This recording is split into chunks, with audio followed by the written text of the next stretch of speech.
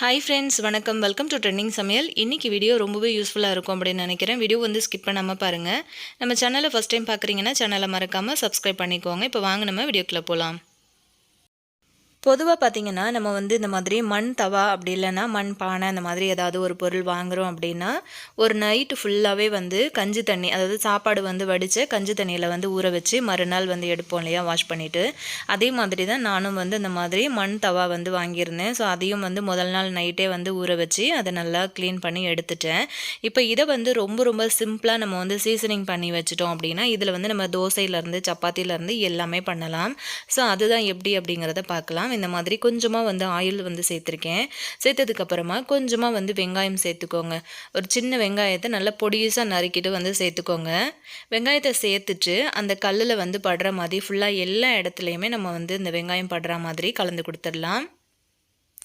இந்த மாதிரி செய்கிறதுனால நமக்கு ரொம்ப ரொம்ப ஈஸியாக நம்ம தோசை கூட இதில் வந்து அழகாக செய்யலாம். அதே மாதிரி சப்பாத்தி கூட வந்து செய்யலாம்.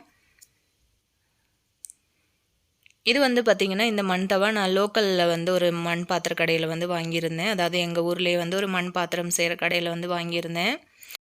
முடிஞ்ச வரைக்குமே நீங்கள் வந்து இந்த மாதிரி மண் தவாலாம் வாங்குறீங்க அப்படின்னா, நம்ம ஊர் கடைகள்லேயே வந்து பார்த்திங்கன்னா மண் பாத்திரம்லாம் செய்கிறாங்க இல்லையா, ஸோ அவங்கக்கிட்ட வந்து கேட்டு வாங்கிக்கோங்க. ஏன் அப்படின்னா, அந்த ரூ. 50 ரூ. 100 அப்படின்னு சொல்லிட்டுலாம் விற்றுட்டு வர்றாங்க இல்லையா, அவங்கக்கிட்ட வந்து தயவு செஞ்சு வாங்காதீங்க. அப்படி வாங்கின ஒரு தவா பற்றி ஆல்ரெடி நம்ம வந்து வீடியோ ஷேர் பண்ணியிருக்கோம். வேணும்னா டிஸ்கிரிப்ஷனில் லிங்க் கொடுக்குறேன், செக் பண்ணிக்கோங்க. இப்போ வந்து பார்த்திங்கன்னா, அந்த வெங்காயத்தை நல்லா ஃப்ரை பண்ணி எடுத்ததுக்கப்புறமா ஒரு முட்டை வந்து கொஞ்சமாக வெங்காயம் போட்டு கலந்து எடுத்து வச்சுருக்கேன். இப்போ நம்ம வந்து சிம்பிளாக ஒரு ஆம்லெட் மட்டும் போட்டுக்கலாம். ரொம்ப ரொம்ப சிம்பிளான ஒரு ப்ராசஸ் தான். ஆனால் நீங்கள் செஞ்சு வச்சிட்டிங்க அப்படின்னா உங்களுக்கு ரொம்ப நாளுக்கு வந்து லைஃப் கொடுக்கும் இந்த மண் தவா. அது மட்டும் இல்லாமல் நம்ம வந்து தோசை சப்பாத்தி எல்லாம் வந்து போடும்போது நம்ம இதில் செஞ்சோம் அப்படின்னா நமக்கு உடம்புக்கும் ரொம்பவே ஹெல்த்தியாக இருக்கும் இல்லையா, ஸோ அதுக்காக தான். லைட்டாக அந்த மாதிரி நம்ம திருப்பி கொடுத்துட்டு இதை வந்து நம்ம தனியாக எடுத்துடலாம். இந்த மாதிரி வந்து பண்ணிட்டீங்க அப்படின்னா போதும். இதுக்கு மேலே நம்ம வந்து எதுவும் பண்ண வேண்டியது கிடையாது. ஒரே ஒரு முட்டை மட்டும் உடச்சி ஊற்றி ஆம்லெட் போட்டுருங்க. அந்த ஆம்லெட் போடுறதுக்கு முன்னாடி வெறும் வெங்காயம் மட்டும் போட்டு எண்ணெயில் நல்லா வதக்கிட்டு எடுத்துக்கோங்க. அவ்வளோதான், நம்மளோட ஆம்லெட்டும் வந்து சூப்பராக ரெடி ஆகிடுச்சு.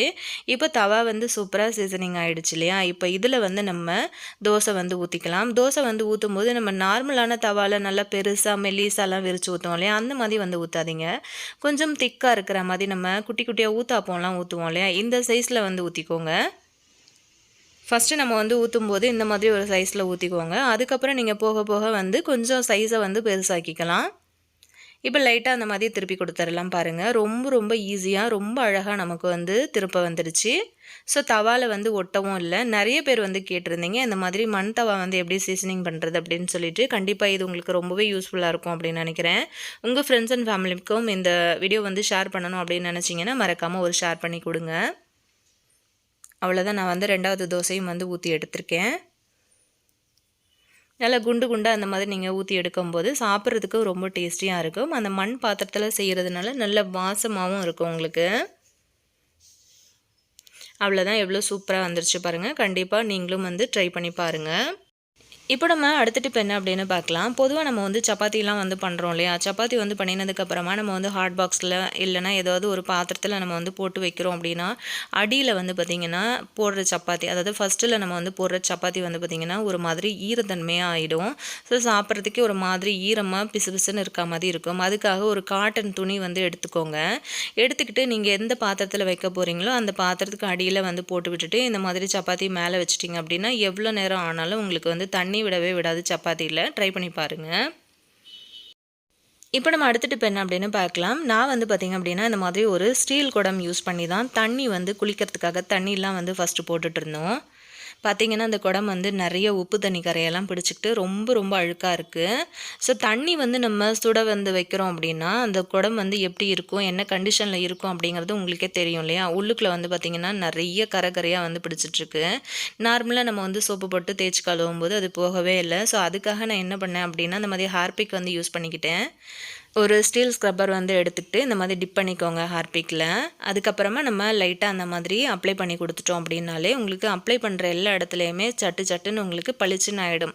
அதாவது பிடிச்சிட்ருக்க உப்பு தண்ணி ரொம்ப ஸ்ட்ராங்காக வந்து விடாப்படியாக பிடிச்சிட்ருக்க உப்பு தண்ணி கரைகள் கூட ரொம்ப ரொம்ப ஈஸியாக உங்களுக்கு வந்து க்ளீன் ஆகிட்டு வந்துடும். ரொம்பவே ஈஸியாக இருக்கும். இது வந்து நான் குளிக்கிறதுக்கு தண்ணி வைக்கிற குடம் அப்படிங்கிறதுனால நான் வந்து ஹார்பிக் போட்டு வந்து வாஷ் பண்ணுறேன். ஃபஸ்ட் டைம் வந்து ஹார்பிக் போட்டு வாஷ் பண்ணினதுக்கப்புறம் நார்மலாக நம்ம வந்து பாத்திரம் கழுவுறதுக்கு யூஸ் பண்ணுற லிக்விட் வந்து சேர்த்து க்ளீன் பண்ணி எடுத்துடலாம். நம்ம நார்மலாக வந்து குடி தண்ணி ஊற்றி வைக்கிற குடத்துல கூட நீங்கள் இந்த மாதிரி வந்து உப்பு தண்ணி கரைகள் வந்து ரொம்ப ஸ்ட்ராங்காக போகவே முடியாது அப்படிங்கிற கரைகளை கூட இந்த மாதிரி வந்து க்ளீன் பண்ணிக்கலாம். அதுக்கப்புறம் நம்ம வந்து லிக்விட் வந்து சேர்த்து க்ளீன் பண்ணும்போது அந்த ஹார்பிக்கோட ஸ்மெல்லோ எந்த ஒரு வாசமும் அதில் வந்து இருக்கவே இருக்காது. பாருங்கள் எந்தளவுக்கு முன்னாடி இருந்தது நான் காமிக்கும் போது அதுக்கப்புறம் எந்தளவுக்கு இருக்குது பாருங்கள். இப்போ கொஞ்சமாக வந்து உப்பு சேர்த்துக்கலாம். கூடவே வந்து விம் லிக்விட் வந்து சேர்த்துக்கிட்டு இந்த மாதிரி நல்ல கையில் வச்சு தேய்ச்சி கொடுங்க. அந்த ஸ்க்ரப்பர் யூஸ் பண்ணி ரொம்ப ரொம்ப பளிச்சுன்னு ஆகிடும். புதுசாக வாங்கின குடம் மாதிரி உங்களுக்கு பளபளன்னு ஜொலிக்கும். பாருங்கள் முன்னாடி நம்ம குடம் எந்தளவுக்கு இருந்ததுன்னு இப்போ உங்களுக்கு பார்க்கும்போது டிஃப்ரெண்ட் தெரியும்னு நினைக்கிறேன். ஸோ கண்டிப்பாக உங்கள் வீட்லேயும் இந்த மாதிரி குடம் பாத்திரங்கள் இருந்ததுன்னா இந்த மாதிரி ஒரு ஐடியா யூஸ் பண்ணி நீங்களும் ட்ரை பண்ணி பாருங்கள். இப்போ நம்ம அடுத்த டிப் என்னன்னு பார்க்கலாம். இந்த மாதிரி பெரிய சைஸில் இருக்க பெட்ஷீட்லாம் வந்து பார்த்திங்க அப்படின்னா நமக்கு ரொம்பவே கஷ்டமாக இருக்கும். இதை வந்து நம்ம ஊற வச்சு துவைக்கிறதுக்கு ரொம்ப சிரமப்படுவோம். அது மட்டும் இல்லாமல் அழுக்கும் வந்து சீக்கிரமாக இதில் வந்து சரியாக போகாது. இதை வந்து நம்ம வாடகை வீட்டிலலாம் இருக்கோம் அப்படின்னா நம்மளால் இதெல்லாம் அடிச்சும் துவைக்க முடியாது இல்லையா? ஸோ இதை எப்படி ஈஸியாக க்ளீன் பண்ணலான்னு பார்க்கலாம். ஒரு பெரிய டப்பில் வந்து பார்த்திங்கன்னா கை பொறுக்கிற சூடில் சுடுதண்ணி வந்து எடுத்திருக்கேன். ஒரு சின்ன குட்டி பவுலில் வந்து பார்த்திங்கன்னா ஒரு பவுல் ஃபுல்லாகவே கல்லுப்பு, ஒரு பவுல் ஃபுல்லாக வந்து பார்த்திங்கன்னா நம்ம டிட்டர்ஜென்ட் பவுடர் என்ன யூஸ் பண்ணுறீங்களோ அது வந்து சேர்த்து நல்லா கலந்து விட்டுருங்க. கலந்ததுக்கப்புறமா நம்மளோட பெட்ஷீட் எல்லாத்தையுமே அதில் வந்து உள்ளே தள்ளி நான் வந்து ஊற வச்சுட்டேன். இப்போ என் பையனுக்கு வந்து பார்த்திங்கன்னா காலை நல்லா வாஷ் பண்ணினதுக்கப்புறமா ஏறி வந்து இந்த மாதிரி மிதிக்க சொன்னேன். ஒரு 5 நிமிஷம் அந்த மாதிரி மிதித்து கொடுக்கும்போதே வந்து பார்த்திங்க அப்படின்னா நம்ம கல்லுப்பு சேர்த்துருக்கோம். அது மட்டும் இல்லாமல் சுடுதண்ணியில் வந்து இதை ஊற வச்சுருக்கிறதுனால உங்களுக்கு ரொம்ப ரொம்ப ஈஸியாக நம்ம வந்து கஷ்டமே இல்லாமல் இந்த மாதிரி அழுக்கு சூப்பராக உங்களுக்கு வந்து விட்டு வந்துடும். பசங்களை ஒரு 5 நிமிஷம் இந்த மாதிரி மிதிக்க சொன்னீங்கன்னா உங்களுக்கு ரொம்ப ரொம்ப ஈஸியாக பண்ணி கொடுத்துருவாங்க. பாருங்கள் எந்த அளவுக்கு அழுக்கு வந்து சூப்பராக விட்டு வந்துடுச்சு. இதுக்காக நம்ம வந்து கஷ்டப்பட்டு நம்ம இதை வந்து துவைக்கணும் அப்படின்னு அவசியம்லாம் கிடையாது. ஸோ பார்த்திங்கன்னா ஒரு 4-5 தடவை தண்ணியில் வாஷ் பண்ணினதுக்கு அப்புறமா வாஷிங் மிஷின் இல்லாதவங்க அப்படியே கூட நம்ம வந்து ட்ரை பண்ணிவிட்டு தண்ணி வடிஞ்சதுக்கப்புறம் காய வச்சிடலாம். நான் வந்து எங்கிட்ட மிஷின் இருக்கிறதுனால ஸோ நல்லா ட்ரை பண்ணிடலான்னு சொல்லிவிட்டு ஒரு 4-5 தண்ணியில் வாஷ் பண்ணி அலசி எடுத்ததுக்கு அப்புறமா இந்த மாதிரி மிஷினில் வந்து போட்டுட்டேன். மிஷினில் வந்து போடும்போது நம்ம லிக்விடு அந்த மாதிரிலாம் எதுவுமே நம்ம வந்து சேர்க்கவே வேண்டாம். கொஞ்சமாக கம்ஃபர்ட் மட்டும் நான் வந்து சேர்த்துக்கிட்டேன். இந்த மாதிரி நல்லா கை பொறுக்கிற சூடில் இருக்கிற சுடு தண்ணி, அதுக்கப்புறமா கொஞ்சமாக கல்லுப்பு வந்து சேர்க்க மறந்துடாதீங்க. கல்லுப்பு வந்து சேர்க்கும் போது நல்ல அழுக்கு வந்து விட்டு கொடுக்கும் உங்களுக்கு. ஸோ பாருங்கள் எந்த அளவுக்கு பளிச்சுன்னு இருக்க பார்த்தீங்களா? ஸோ அவ்வளோதான், நம்ம ரொம்ப சூப்பராக நான் துவைச்சி காய வச்சுட்டேன்.